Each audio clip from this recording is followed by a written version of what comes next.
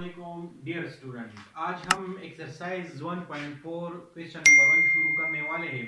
इसमें question number 1 में क्या है, show that which of the following matrices are conformable for multiplication.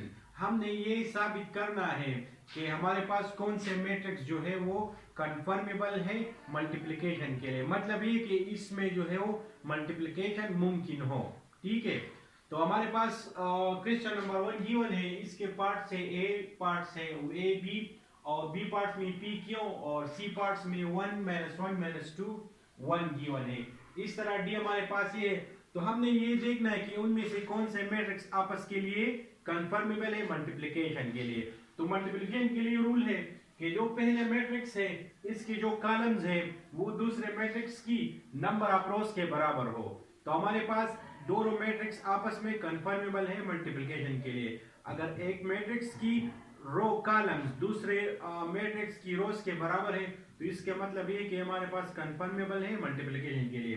तो ए हमारे पास मैट्रिक्स है, तो इसमें कितने कॉलम है 1, इसमें 1 कॉलम है, और जो डी मैट्रिक्स है यहाँ पे इसमें 1 रो है। तो इसका मतलब ये कि हमारे पास कंफर्मेबल है मल्टीप्लिकेशन। क्या मतलब है कि हम इसको आपस में मल्टीप्लाई कर सकते हैं। इस तरह हमारे पास बी ए है, तो बी हमारे पास मैट्रिक्स ये है, इसमें कितने कॉलम है 1 2, इसमें 2 कॉलम है।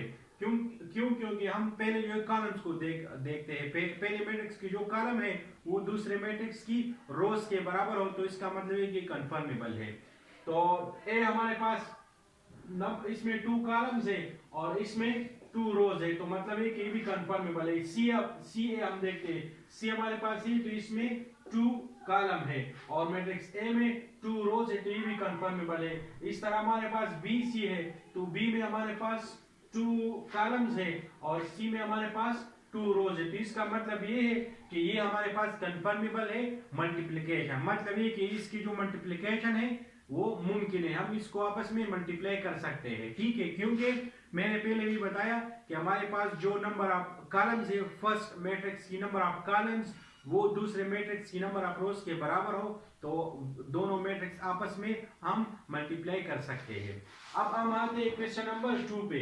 if a is equal to -1 0 2 1, b is equal to 3 - 2, find ab, if possible find ba, find the possible product और possible product। इस क्वेश्चन में 3 बातें हैं, 3 पार्ट्स हैं इसके।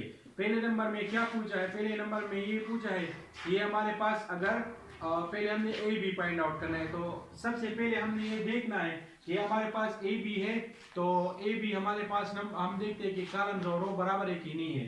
तो ये हमारे पास ए है, ए मैट्रिक्स में कितने कॉलम है 1 2, इसमें 2 कॉलम है और इसमें 2 रोज है। तो मतलब ये कि इसकी जो प्रोडक्ट है मतलब हम ये मालूम कर सकते हैं। तो यहाँ पे मैंने लिखा a is equal to -1 0 2 1 multiplied by 3 - 2। Matrix A columns is equal to matrix B rows. A के जो कॉलम्स है वो B के रोज के बराबर है 1 2, इसमें 2 कॉलम्स है और इसमें 2 रोज है। ठीक है, तो सो इट्स पॉसिबल, ये मुमकिन है। Find the possible product. अब हमने पॉसिबल प्रोडक्ट मालूम करना है और इसके बाद जो है हम पार्ट नंबर 2 को आएंगे कि हमारे पास ये मुमकिन है कि नहीं कि हम बी ए पॉइंट आउट कर ले। तो ए बी मैंने यहाँ पे लिख लिया -3 -1 जो है वो 3 के साथ मल्टीप्लाई हो जाएगा, तो 3 1 3 -3 आ जाएगा। इस तरह 0 जो है वो 2 के साथ मल्टीप्लाई हो जाएगा, तो यहाँ पे मैंने प्लस डाला है। 0 जब 2 के साथ मल्टीप्लाई हो जाए तो इससे 0 बनता है। 2 जो है वो अभी 3 के साथ मल्टीप्लाई हो जाएगा, तो 3 6, तो इससे 6 बनेगा। और 1 जो है 1 2 के साथ मल्टीप्लाई हो जाएगा तो -2 आ जाएगा। तो अब हमने मैंने -3 यहाँ पे लिख लिया और 6 से 2 सब्ट्रैक्ट कर लो, माइनस कर लो, तो ये हमारे पास 4 आ जाएगा। तो ए भी हमने फाइंड आउट करना है। अब हम जो है यहाँ पे पूछ रहा है कि पॉसिबल फाइंड बी ए, अगर मुमकिन हो तो हमने क्या मालूम करना है, हमने बी ए मालूम करना है। तो अब हम देखते हैं कि हमारे पास जो मैट्रिक्स बी है इसके रोज, मैट्रिक्स बी के रोज अगर मैट्रिक्स ए के मैट्रिक्स बी के कॉलम्स अगर रोज ए के बराबर हो तो इसके मतलब है कि ये कंफर्मेबल है। तो अब हम मैट्रिक्स बी पहले मैंने लिख लिया, तो हम पहले मैट्रिक्स बी को देखते हैं।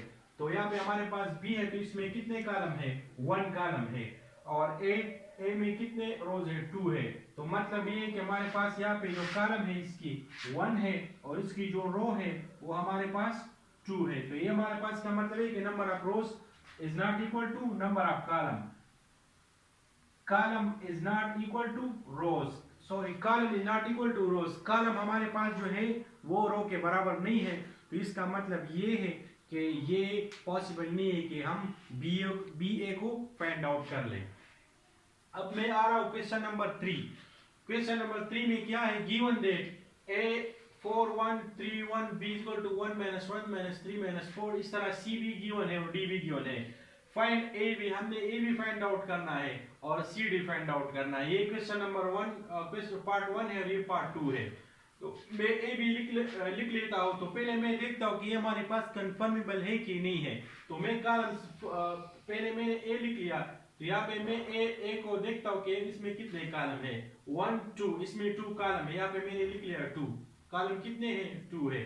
और रो को देखता हूँ बी के, तो हमारे पास 1 2, इसके भी बी रो भी 2 है। तो इसका मतलब ये कि हमारे पास बराबर है, तो मतलब ये कि हम इसको आपस में मल्टीप्लाई कर सकते हैं। पहले हमने ये देखना है कि ये पॉसिबल है कि नहीं कि हम इसको आपस में मल्टीप्लाई कर ले।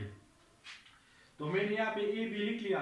अब जो है ये हमारे पास जो हॉरिजॉन्टली ये भी वर्टिकल के साथ मल्टीप्लाई हो जाएगा, मतलब ये कि 3 4 1 और -1 और 2 के साथ मल्टीप्लाई हो जाएगा। 3 1 3 मैंने यहाँ पे लिख लिया। अब 4 की बारी है, तो 4 जो है वो इसके साथ मल्टीप्लाई हो जाएगा, 4 मल्टीप्लाई बाय -1 और 2। इसके बाद हमारे पास जो 3 है ये -2 के साथ मल्टीप्लाई हो जाएगा और 4 जो है 4 इसके साथ मल्टीप्लाई हो जाएगा, 4 जो है वो इसके साथ मल्टीप्लाई हो जाएगा। यहाँ पे मैंने 3 लिख लिया, 4 है यहाँ पे। तो यहाँ पे हमारे पास जो है वो 4 मल्टीप्लाई हो जाएगा। इसके बाद हमारे पास इसकी बारी है, तो 1 जो है -1 और 2, 1 जो है वो 1 के साथ मल्टीप्लाई हो जाएगा, ठीक है, और 2 जो है -1 और 2 के साथ मल्टीप्लाई हो जाएगा। इस तरह 1 जो है -2 के साथ मल्टीप्लाई हो जाएगा और 1 जो है 2/3 के साथ मल्टीप्लाई हो जाएगा, सॉरी 2 जो है 2 ये हमारे पास 2/3 के साथ मल्टीप्लाई हो जाएगा। तो इसलिए हमारे पास ये आ जाएगा। अब 3 1 3 और 2 1 2 2 2 4, तो इससे -2 आ जाएगा और ये 1 जो है -1 ये 2 के साथ मल्टीप्लाई होगा, तो 2 1 2 तो -2 बन गया। इससे यहाँ पे हमारे पास 3 2 6 -6 मैंने लिख लिया। यहाँ पे हमारे पास क्या आता है, प्लस साइन मैंने डाला है, 4 2 8, यहाँ पे हमारे पास 8/3 आता है, ठीक है। तो और यहाँ पे हमारे पास 1 1 1 और 2 1 2, 2 1 2, तो इससे 1 आएगा, 1 के साथ मल्टीप्लाई हो तो 1 -1 बनता है। अब यहाँ पे हमारे पास 2 1 2 -2, 2 2 4 डिवाइड बाई 3। यहाँ पे हमारे पास 3 से 2 सब्ट्रैक्ट कर लो तो 1 आता है और यहाँ पे हमारे पास क्या आ जाएगा, यहाँ पे हमारे पास -6 हो प्लस 8 हो डिवाइडेड बाई 3, 6 3 में एलसीएम लिया, 6 3 18, -18 और प्लस 8 हो, तो इससे हमारे पास 10 डिवाइडेड बाई 3 आता है। तो मैं यहाँ पे लिख लेता हूँ 10 डिवाइडेड बाई 3 -10 डिवाइडेड बाई 3 में लिखता हूँ। 1 -10 डिवाइडेड बाई 3 0, -6 से 4 माइनस साइन मैंने यहाँ पे डाला, 6 से 4 सब्ट्रैक्ट कर लो तो हमारे पास 2 आता है, 2/3 से बन गया। तो ये हमारे पास ए बी आ गया। सी डी ये पार्ट नंबर 2 जो है ये आप खुद कर लेगा, इसमें कोई मसला हो तो कमेंट बॉक्स में पूछ ले, मैं दोबारा सॉल्व करूंगा, ठीक है। अब मैं आ रहा हूँ क्वेश्चन नंबर 5 पे। क्वेश्चन नंबर 5 में क्या पूछा है, if a is equal to 1 1 0 0, b is equal to 0 1 0 0, then show that AB is not equal to BA। हमारे पास दो मैट्रिक्स गिवन है और ये कह रहा है कि आपने जो है वो A B के साथ मल्टीप्लाई करना है, फिर B A के साथ मल्टीप्लाई करना है और ये साबित करना है कि AB जो है AB की प्रोडक्ट BA के बराबर नहीं है। तो हमने ये साबित करना है, ठीक है। क्वेश्चन में इस तरह पूछा गया है। तो पहले मैं AB लेता हूँ, AB मैंने A मैट्रिक्स लिया है, यहाँ पे B लिया है, तो मैं मल्टीप्लाई कर लेता हूँ जिस तरह मैंने पहले मल्टीप्लाई किया। 1 0 के साथ मल्टीप्लाई को 1 मल्टीप्लाई बाई 0, दरम्यान में प्लस साइन डाला है, अब बारी है 1, 1 जो है वो 0 के साथ मल्टीप्लाई हो जाएगा यहाँ पे, ठीक है। तो 1 मल्टीप्लाई बाय 0, अब जो है वो 1 दोबारा 1 के साथ मल्टीप्लाई हो जाएगा, तो मैंने 1 मल्टीप्लाई बाय 1, और यहाँ 1 जो है ये 1 के साथ मल्टीप्लाई हो जाएगा, तो मैंने यहाँ पे लिख लिया। अब बारी है इसकी, ठीक है। तो 0 मल्टीप्लाई बाय 0, 0 0 के साथ मल्टीप्लाई हो जाएगा, यहाँ भी 0 0 के साथ मल्टीप्लाई हो जाएगा, यहाँ 0 मल्टीप्लाई बाय 1 हो जाएगा, और यहाँ 0 मल्टीप्लाई बाय 1 यहाँ पे हो जाएगा, ठीक है। तो 1 जब 0 से मल्टीप्लाई हो जाता है तो 0 1 0 3 से 0 आता है, 1 मल्टीप्लाई बाय 1 1 आता है, 1 मल्टीप्लाई बाय 1 1 आता है, इस तरह 0 0 0, ठीक है। तो यहाँ 0 आ गया, यहाँ 2 आ गया, यहाँ 0 0, तो ये हमारे पास क्या आ गया, ये हमारे पास इक्वेशन नंबर 1 आ गया, इक्वेशन नंबर 1 आ गया। मैंने इसको इक्वेशन नंबर 1 दिया है, पार्ट 1 दिया है, जो भी आपने देना है, ताकि इन पे जब दोनों फाइंड आउट हो तो आपको आसानी के साथ समझ आ जाए कि अगर दोनों बराबर है तो मतलब है कि इक्वेशन 1 इक्वेशन 2 के बराबर, इसका मतलब है कि A B is equal to B A, लेकिन ये पॉसिबल नहीं है क्योंकि ऑलरेडी गिवन है और हमने बी ए शो करना है। नाउ टेकिंग बी ए, अब हमने बी ए लेना है, बी इज इक्वल टू 0 1 0 1, और ए हमारे पास ये है, तो इस तरह हम मल्टीप्लाई कर लेते हैं, 0 1 के साथ मल्टीप्लाई होता है और फिर 1 0 के साथ, इस तरह हमारे पास जो है 0 1 के साथ हो और 1 0 के साथ, मैंने यहाँ लिख लिया। इस तरह हमारे पास जो है 0 1 मैंने यहाँ पे लिख लिया और 1 0 यहाँ पे लिख लिया। अब इसकी बारी है, ठीक है, अब इसकी बारी है, तो इस तरह मैंने लिख लिया। तो बी हमारे पास आ गया 0 0 0 0 0। अब हमने देखना है कि हमारे पास जो इक्वेशन नंबर 2 आया है ये 1 के बराबर है कि नहीं। तो यहाँ हमारे पास यहाँ पे 0 है, यहाँ पे भी, यहाँ पे हमारे पास 2 है और यहाँ पे हमारे पास 0 है, तो इसका मतलब ये है hence prove that 1 is not equal to 2। तो इसका मतलब ये है कि इक्वेशन 1 2 के बराबर नहीं है। इसका मतलब है कि AB is not equal to BA। तो AB हमारे पास जो है BA के बराबर नहीं है, हमने ये साबित कर दिया।